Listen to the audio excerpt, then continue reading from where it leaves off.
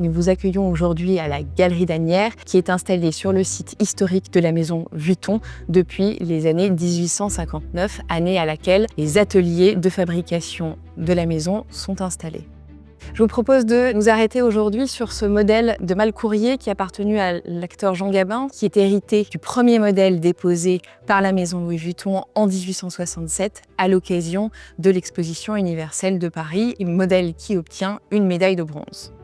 Cette malle porte les initiales JG pour Jean Gabin, ainsi que la double bande bleue et rouge, qui sont donc la personnalisation qu'on retrouve sur l'ensemble des malles commandées par l'acteur, également reproduite sur la housse. L'idée étant bien sûr pour chaque voyageur de pouvoir identifier du premier coup d'œil ces malles sur un quai de gare ou un quai de paquebot. Donc lorsqu'on ouvre cette malle, on constate la présence de châssis qui sont des châssis compartimentés qui permettent à la fois d'ouvrir et d'avoir accès à l'ensemble du contenu en différents plateaux, mais aussi des compartiments très précieux qui permettent de conserver tous les accessoires du vestiaire masculin, notamment les cols, les mouchoirs, les cravates, tout ce que l'homme élégant de l'époque est susceptible d'emmener avec lui lors de ses voyages.